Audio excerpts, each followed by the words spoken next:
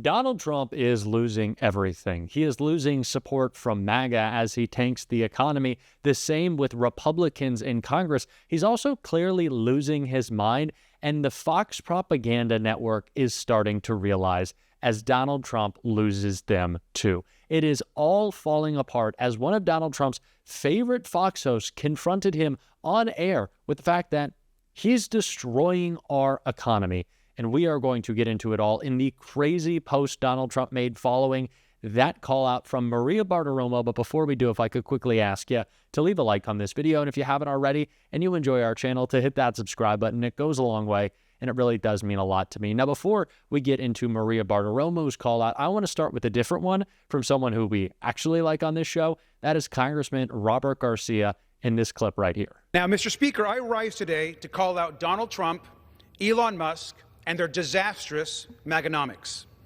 Last week, Donald Trump and his cabinet of billionaires recklessly imposed the largest tariff tax hike in American history.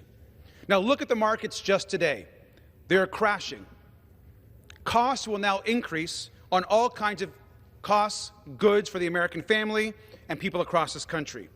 Working families can't afford to pay more for basic needs, for necessities. No one voted to pay for more expensive groceries, homes, cars, and household goods. But that's all Donald Trump has to offer. We know the supply chains and small businesses are also right now being thrown into chaos, and hardworking people are going to lose their jobs. So not only do we have this incredibly large tariff tax hike, we know that the stock market is in a free fall. Retirement accounts are being wiped out. We've lost trillions of dollars in the stock market in just a few weeks. MAGAnomics hurts working people and gives huge tax breaks and giveaways to billionaires, to Elon Musk, and all of their billionaire friends. And now MAGAnomics is about more than just causing a recession. Donald Trump, Elon Musk, and House Republicans are fighting to take away billions of dollars from Medicaid, which will threaten, we know, care for millions of people. That means higher health care costs, with many losing coverage completely. And MAGAnomics is slashing employees and programs from the federal government. It's about destroying the social safety net and the programs which we rely on. Medical research, the Department of Education, air safety, and so much more. They are attacking the foundations of our economy and the foundations of our lives and our families. Now, Republicans in Congress need to join us and say enough is enough. End the chaos, end the incompetence, and put American families first. Let's stop and reject Donald Trump, Elon Musk, and let's reject MAGAnomics right now. Nobody voted for this. Donald Trump ran an entire campaign of lies, but a campaign on lowering costs.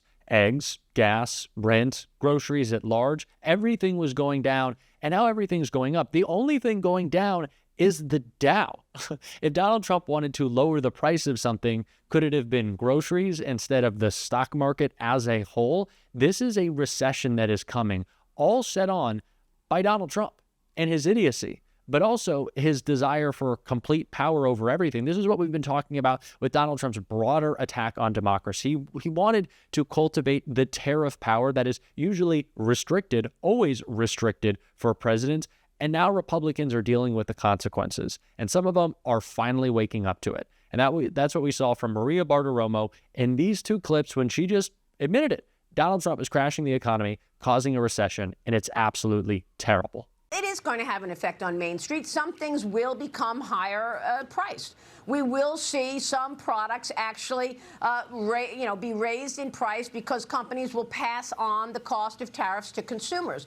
I would expect that. That's why you have some people saying that we could see a recession, we'll see a growth slowdown. This morning, Nancy Lazar, who I follow very closely, and I think she's terrific, from Piper Sandler, she says if the tariffs stay in place for at least the next 6 months, even if only 50% of the price shocks where we're seeing products go higher in price show through the economy, U.S. real GDP is on track to decline. about 1% in the second quarter and in the third quarter, with unemployment rising.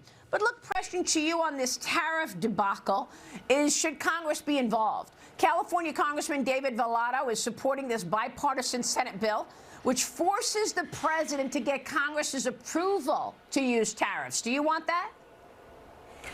Well, I think being able to have input on these tariffs is extremely important. I think you're referencing the Grassley bill as well, where there's a number of senators who have signed on to that. I'm looking at it, but I want to give the president time.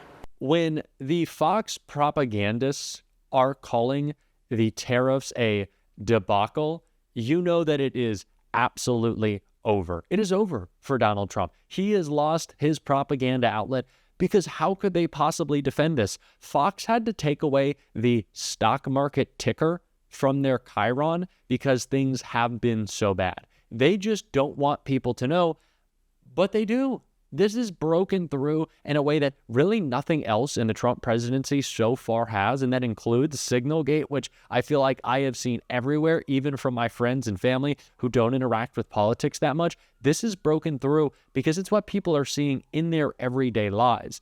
And Donald Trump, with all of that said, is doubling down somehow as a reaction to all of these call-outs. And we can see that in this post right here. Trump wrote, yesterday, China issued retaliatory tariffs of 34% on top of their already record-setting tariffs, non-monetary tariffs, illegal subsidization of companies, and massive long-term currency manipulation, despite my warnings that any country that retaliates against the U.S. by issuing additional tariffs above and beyond their already existing long-term tariff abuse of our nation will be immediately met with new and substantially higher tariffs, over and above those initially set. Therefore, if China does not withdraw its 34% increase above their already long-term trading abuses by tomorrow, April 8th, 2025, the United States will impose additional tariffs on China of 50% effective April 9th. Additionally, all talks with China concerning their request meetings with us will be terminated.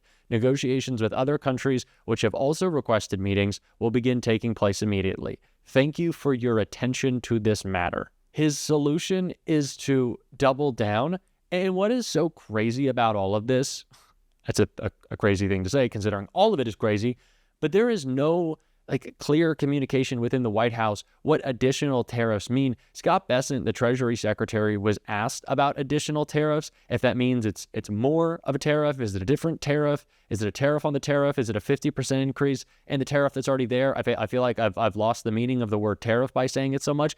They don't even know. The formula that they were using was generated by AI and doesn't actually apply in any meaningful or consequential or reasonable way. I can't believe this is happening. I can't believe he is doubling down because these angry people are calling him out. It is affecting people's lives. He does not care. But someone who does, because he does care about the people who he governs, is Tim Walz, who shredded Trump in this clip right here. We have to be dependable trading partners. They don't come back overnight. And everyone knows in the history of trade wars, agriculture gets hit the hardest. So I'm deeply concerned. It's our number one export. Adding the tariffs, our two biggest export markets are Mexico and Canada. They're our great friends. This is just really, really terrifying. I would encourage, and I'll call the secretary, I'd encourage her to come to Minnesota and see everything that she said is not what's happening on the ground. So look, it's a precarious time. So let me ask you, because another group you're in touch with, the United Auto Workers Union, you have a lot of that. They have supported you for years and years and years. They were excited to have you on the Democratic ticket. President Trump argues that these tariffs are needed to bring American manufacturing back and to help American workers left behind in places like Minnesota. He has support from the UAW. The UAW called his auto tariffs, quote, a long overdue shift away from a harmful economic framework that has devastated the working class. It signals a return to policies that prioritize the workers who build this country rather than the greed of ruthless corporations, unquote. I have to say, that sounds a lot like language you would use. What do you say to the UAW? Yes. It is what I would use. And here's the thing that the Democrats have to figure out. Donald Trump's language around this, he's not wrong that we've had manufacturing gutted. He's not wrong that we saw an outshoring. People of my generation were told, you know, there aren't going to be any manufacturing jobs, so you need to go to college and rack up student loan debt. The problem is Donald Trump's solution to this is not the solution. Now, UAW is right. Certain tariffs, if they're on to steel or if they're targeted correctly, do make a difference. That's not what we're dealing with here. So just last week, 650 taconite miners are laid off. Those taconite miners are mining the taconite to make the steel to build the automobiles. So I don't disagree where they're at, and I think this is the Democratic dilemma. Donald Trump talks about the things that are real in the angst of people's lives. He doesn't do a damn thing about it. In fact, he does just the opposite, and he pals around with the people that caused the problem. And we don't offer them a solution, so it looks like we're not hearing them. So I disagree with Sean Fain and UAW on this issue. I don't disagree with them on that we made decisions over the last 30 to 40 years that I don't think helped America, but this is not the solution to it. Isolating ourselves is not the solution. We need to make sure that we're focusing. And again, I would just end with this, Jake. Donald Trump has not once ever cared about workers. This is why you need to support unions across the board, support the ability to have a living wage. Elected officials who actually care are feeling this impact. They know what is happening in their state, and they want to respond in a way that keeps costs lower, not higher. I feel like I have to baby talk this to the Republicans who clearly don't understand it. This is insanity. And even somebody like, it's so crazy, I wanted to use a word, that even some Republicans are coming out against Trump. We've been talking about this. Those Republicans in the Senate who are trying to take back the power, by the way, they gave to Donald Trump to tariff as he'd pleased, not as a measure of national security, but just on a whim. And we saw Senator Langford, who has actually post-Trump now and again, I don't want to say that I like him, pretty conservative guy, but he has spoken out against Trump, doing just that right here. Congress does play a role in tariffs. Most every single tariff policy, Congress can actually come back and review those.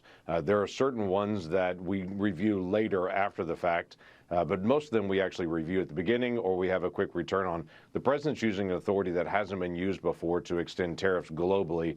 And the challenge is not going to be with Congress on this one. The challenge is going to be with the courts because it's not been done before. The courts are going to do an immediate challenge on it to be able to look at it and evaluate it. At the end of the day, the authority to tax does lie with actually the House of Representatives. That's where the authority to tax actually begins. Yeah, you never should have given the man the power in the first place. This is the thing. This is the leopards eating my face. Republicans have ceded every authority they possibly can, unconstitutionally, mind you, to Donald Trump. They have let a literal criminal take over their party.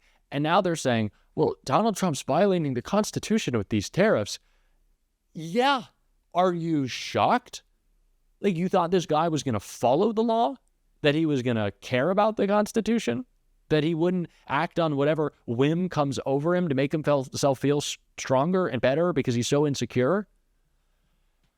Oh my God, you would think after 10 years they would understand the guy they're dealing with, but apparently not. So it's going to be our job to call him out. That's what we're doing on this show. And if you want to support that, as always, you can hit that subscribe button, leave a like on this video. And if you stuck around to the end, you can drop a blue heart in the comments. And until next time, I will see you soon.